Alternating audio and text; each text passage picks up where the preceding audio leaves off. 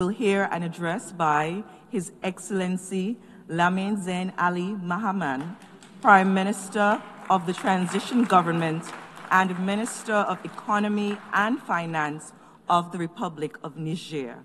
I request protocol to escort His Excellency and invite him to address the Assembly.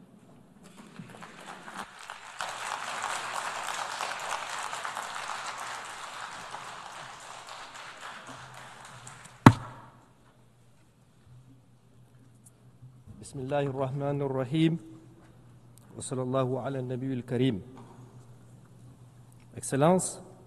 Excellencies, heads of state and government,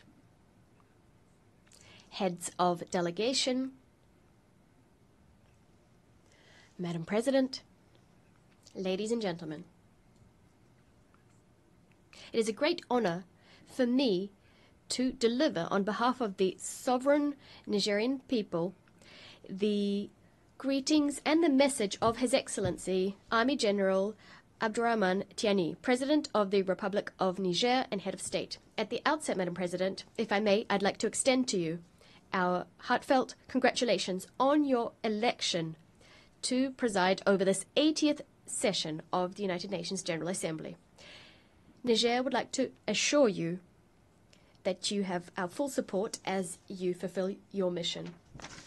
I also wish to applaud the commitment and leadership of your predecessor who steered the 79th session. Madam President, gentlemen, before getting to the heart of the matter, I would like to say that Niger supports the statement delivered on behalf of the Confederation of Sahel States from this very same rostrum by my brother and friend, His Excellency Abdoulaye Maïga, Prime Minister of Mali, and this yesterday on the 26th of September 2025. He forcefully expressed the aspirations of our alliance and our people, with full respect for our sovereignty, the defense of our interests, and genuine cooperation with all countries enamored of peace and justice. Madam President, ladies and gentlemen, I would like to solemnly express the willingness of the sovereign people of Niger through their government, our willingness to maintain friendly, cooperative relations with all governments and peoples enamored of peace and justice, and this with respect for the values and principles set forth by the United Nations Charter, as well as our sovereignty and our interests. And how can it be otherwise when we know that throughout our history, the people of Niger and of the Sahel in general, drawing on their vast social and cultural diversity, always drew on their ancestral values to forge secular bonds and to harmoniously coexist amongst themselves and with their neighbors as well. Among the values which underpin our society, our unity, and our common aspirations, there are a number which stand out: inter-ethnic mixing, kinship with humor, respect for otherness, as well as religious tolerance and solidarity, not to mention peace. Throughout our history, we've strengthened mixing between the Hausa, Zama, Pearls, Tuareg, Kanuri, Gumanche, Tubu, Arab, and Buduma people. This mixing meant that we established blood ties and indestructible alliances amongst the people of Niger. Madam President, ladies and gentlemen, as you can clearly see, the Nigerian people, the people of the Sahel, have a long-standing tradition of living together in diversity, solidarity, peace, and cohesion.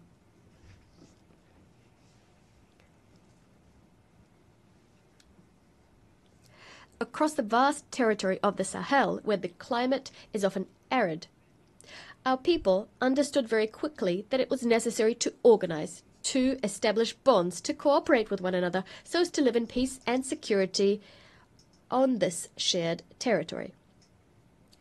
These people understood that sticking together, expressing solidarity, is not an option, a way of becoming stronger. It was a precondition for their very survival. And it is for that very reason that we naturally support all initiatives which support international cooperation and solidarity so as to achieve our common objectives, that is peace, development, and the well-being of all. For that same reason, we rise up against all initiatives or any actions which undercut the international community's efforts directed at achieving peace and development. Drawing on these principles, the people of Niger unreservedly condemn the Israeli genocide in Gaza. We unswervingly support the establishment of a sovereign Palestinian state.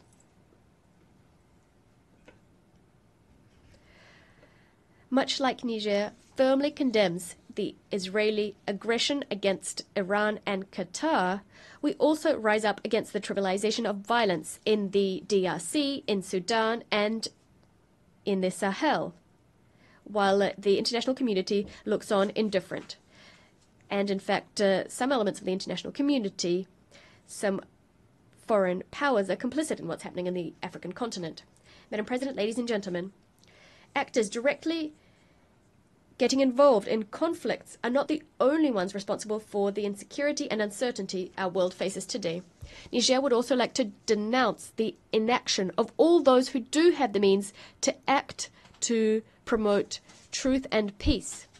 The silence of those who do have a voice, the indifference of those egoists who stand ready to destabilize entire countries or regions in their own interests, the lack of humanism on the part of those who work in underhand ways to sow death in other countries, and the foolishness of those who betray their motherland and their continent. President, ladies and gentlemen, inaction, indifference, complicit silence, as well as subversive and underhand actions to destabilize the situation, violent disinformation campaigns, information wars.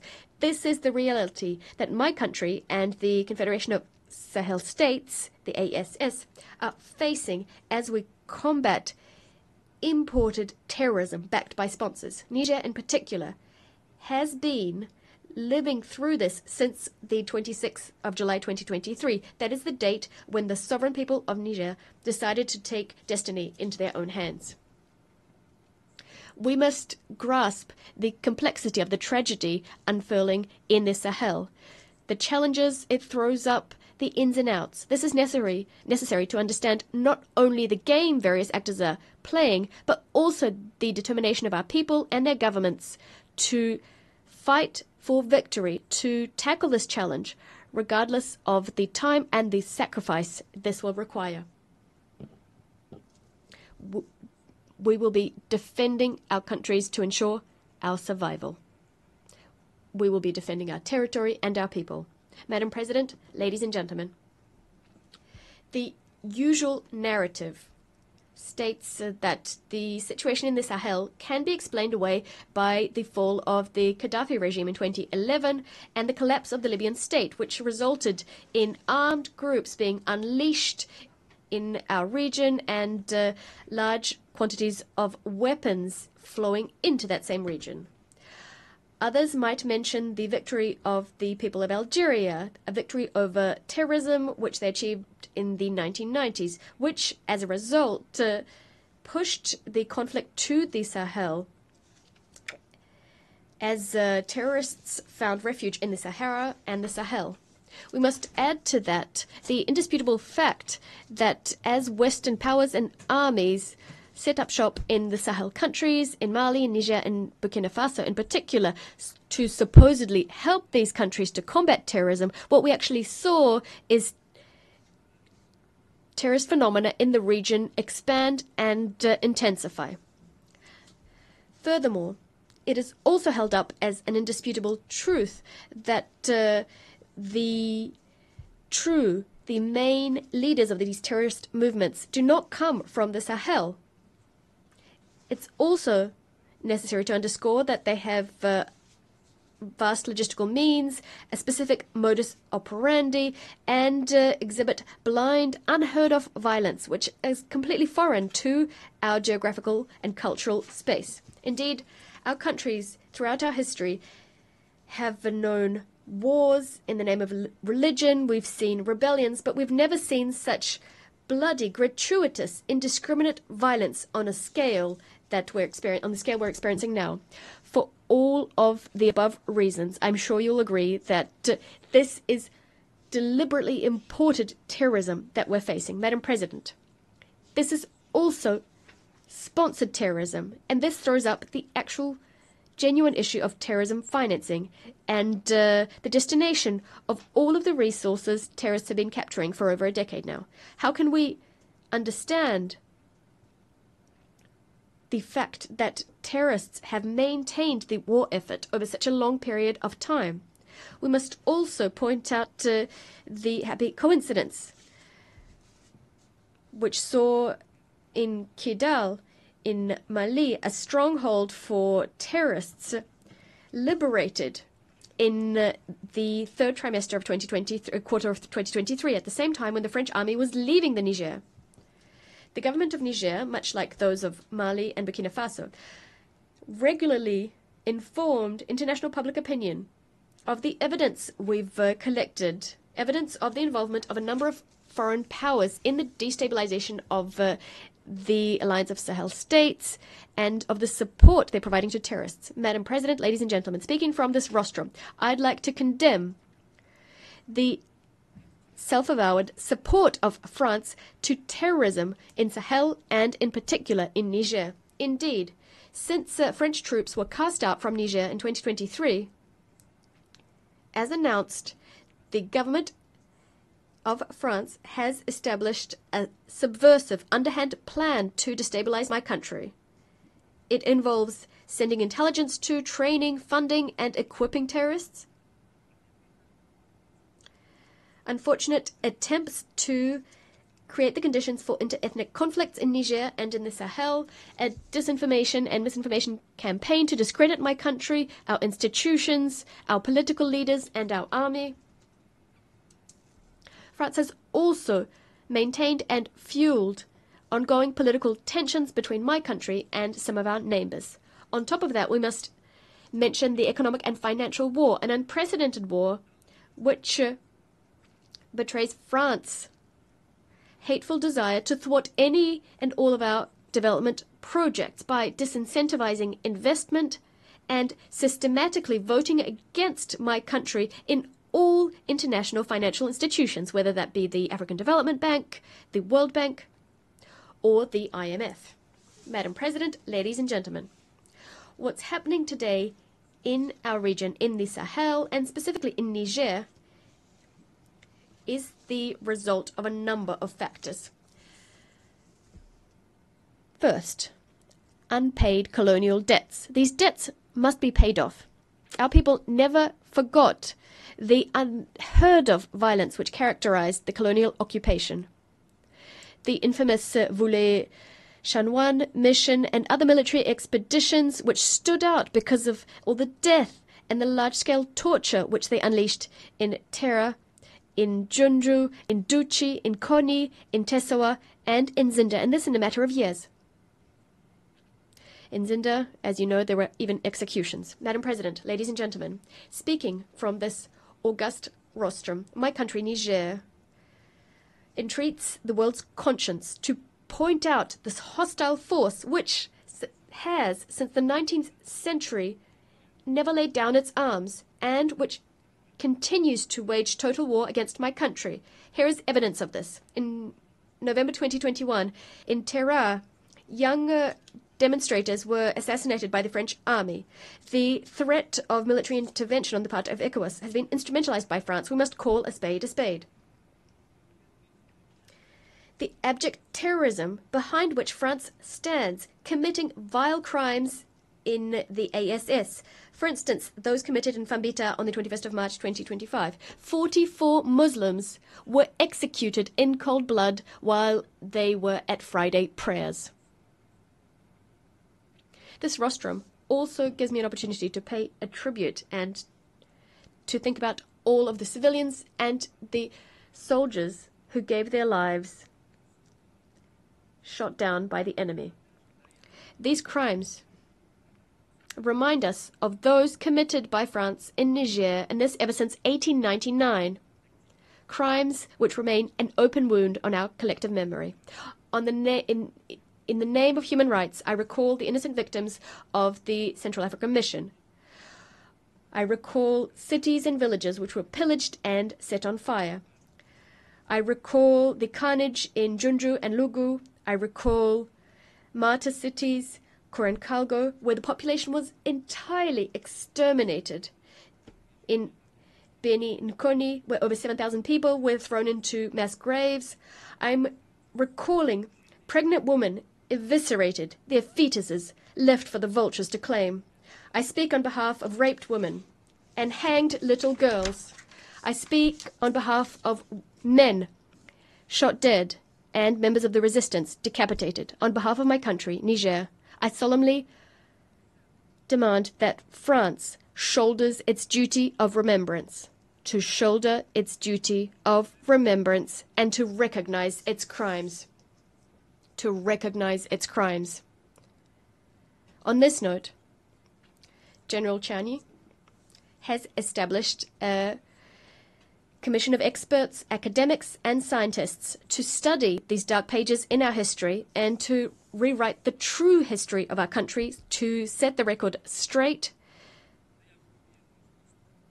to speak the truth, to reclaim ownership of our history, and to give back to our great nation its dignity. The pillage of our resources, to the detriment of Nigerians and the environment.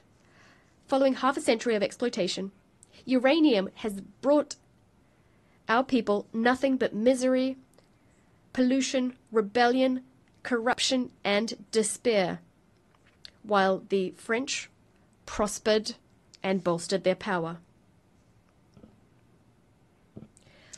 All of our aquifers are contaminated. It's unacceptable.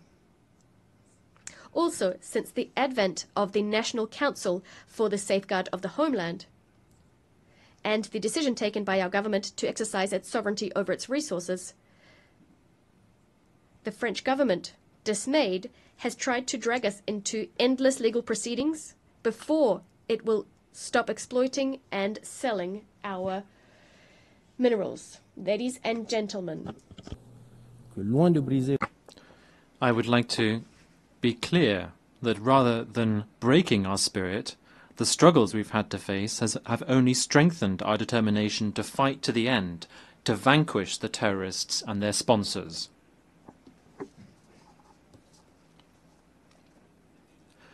We can already take pride in some structural achievements that we have seen. What the people of Niger have been successful in since the 26th of July 2023, with the National Council taking power, is to put our country on a new trajectory, which is a source of great hope. Success means casting away from our country the forces that were hampering our sovereignty and were preventing our forces of defense and security from equipping themselves with the means to fulfill their missions. This is something we have to do. Success also means breaking with all of the unfair conventions, treaties, and laws that were not in the interest of Niger. This is a strong sign for all of those who are accustomed to looting Niger, that now our country will defend its interests unashamedly. Success also means reaffirming our sovereignty over our natural resources, which had all too long been plundered by foreign powers. Success also means uniting our people on questions of national interest. Now all the people of Niger are united. They are focused on safeguarding our country's best interests. They've understood that the battle is a collective matter. That is why we have a new motto, Labusani no in Zama, Zanshinkasane in Hoasa, and Hala Ledi Non in Fulfude. This means this is our business and our business alone. Success also means awakening our patriotism, which had all too long been trampled upon by individuals acting in their personal interests. Now, the people of Niger are proud of their fatherland. Success also means sincere support from the people to the government. People are now fully behind our efforts to put our country on the path to development. This also means that Niger can stand on its own 2 feet, can stand up to and vanquish terrorism, can protect its sovereignty, can invest in the country's future, in a nutshell, can live without the so-called foreign assistance, which has so often in the past been used to threaten and humiliate us. Success also means that for the first time in our country's history, decisions affecting Niger and our people are taken in Niger, by the people of Niger, and in the interest of Niger, and nowhere else.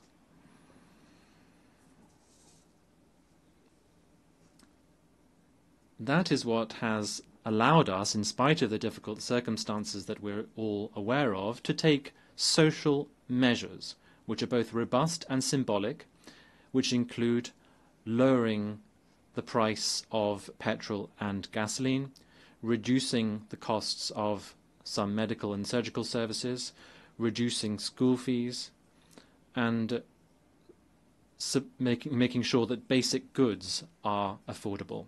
Madam President, ladies and gentlemen, as you can see, Niger is well on the way to a new model of governance. This approach was built upon in the conference that was held, the national conference held in Niamey from the 15th to the 20th of February this year, which brought together all of the forces of the nation. This led to the adoption of significant recommendations and the drafting of a reform charter for our country. In line with the charter, it also allowed us to progressively establish our institutions, such as the Reform Council, the State Court, the Audit Court, the Commission to Combat Economic, Financial and Fiscal Crimes, the National Communication Unit, and the Authority for Regulation of Public Procurement. Next, in the diplomatic domain, Niger has not just enlarged its diplomatic relations with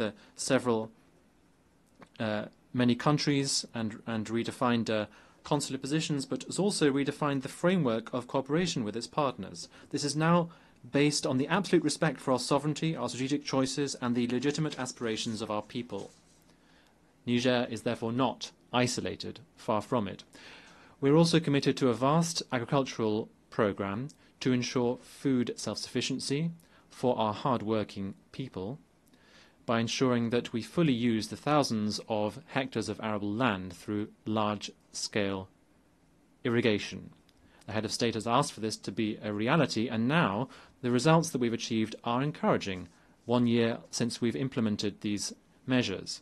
For the first time in our recent history, the country has not been through a lean period, the period during which generally we had to request support from the international community. Our ambition is for Niger to have food sovereignty. Inshallah, we will no longer need to ask for support to feed our people. Turning to economics, in spite of the iniquitous sanctions imposed on Niger and the economic blockade supported and financed by France,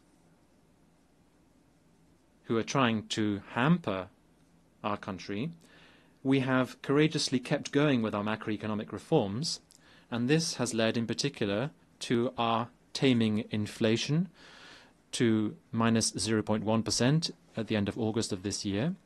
And now we plan to see economic growth of some 7% looking in the period 2025-28. In addition, our budget deficit, which was 5.4% of GDP in 2023, will, we hope, be contained to 3% by the end of this year. And significant efforts have been made to improve our debt profile. Madam President, ladies and gentlemen, now when it comes to the issue of human rights, Niger reaffirms its commitment to the international legal instruments to which it is a party. Nevertheless, we condemn the selective approach used in implementing human rights principles by some countries whose only aim is to harm our state's image. I would also like to clearly say that Niger and all of the Confederation of Sahel states, profoundly committed to respecting human dignity and the flourishing of our people, will not take any human rights lectures from any kind of body.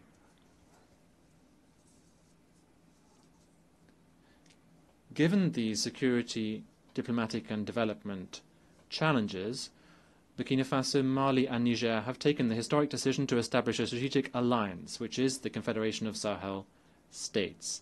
And the speakers from Burkina Faso and Mali have already mentioned this.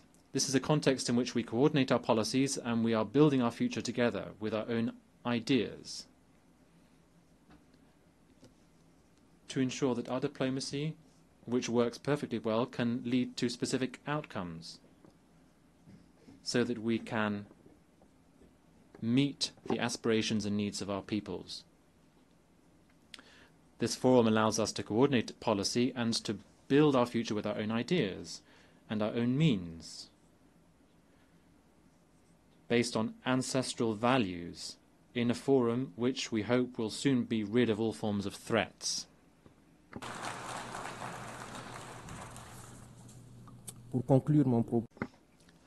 In conclusion, I would like to say that Niger is, as a result of its history and geography, facing many challenges. We have to acknowledge that, such as the effects of climate change, droughts, followed by floods, which are making life for our farmers even harder. Many of our young people are still in need, and we are also facing up to the fact that a lot of our wealth has previously been exploited by foreign powers, shamelessly. We also have the scourge of terrorism, financed by Western powers as a result of one-sided agreements. Terrorism has been plunging our towns into sorrow, and people have been deprived of their needs. However, Niger, together with the other two countries of the Confederation, are currently enjoying a renaissance, and we are currently on the road to recovery through the leadership of our three heads of state and our determination to take our destiny into our own hand. The recovery in Niger is not a break with the international community. It rather just reaffirms our sovereignty, our dignity, and our inalienable right to choose our partnerships for the well-being of our children. Our absolute priority, therefore, remains security, the fight against terrorism that we are engaged in. We are doing it ourselves, for our region, and also for the stability of the entire world, because we understand that we have to be self-sufficient. We can't rely on the UN, this powerless UN, which is hampered by the veto of Western powers. The UN has to be reformed. Niger's recovery also means economic progress through the responsible use of our immense, varied natural resources. We have decided that these riches must benefit our people first and foremost. We are committed also to honest governance, and we invite international investors who wish to support us in this. It will be a win-win partnership. We also hold out our hand to all countries in the world who believe in a partnership based on mutual respect, justice and solidarity. This reform also means ensuring food self-sufficiency in our country. Our government is focusing on agroecology and large-scale irrigation, as I have already said. Being self-sufficient remains the watchword of our head of state. Madam President, we still believe in multilateralism as the way to overcome global challenges. However, this must be reformed. It must be more inclusive, and it must be fairer. Africa must have its full place as it is required in international decision-making bodies, including in the Security Council. The voice of our alliance must be heard when peace in the world is discussed. We have our role to play. We must work together to build a more resilient, a fairer, more equal world. A world in which security is not the privilege of just a few powers, but the right of all countries, be they large or small. A world in which every nation's view counts without any kind of discrimination, and where the voices of the people are heard. Ladies and gentlemen, thank you on behalf of my country, Niger. On behalf of the Assembly, I wish to thank the Prime Minister of the Transition Government and Minister of Economy and Finance of the Republic of the Niger.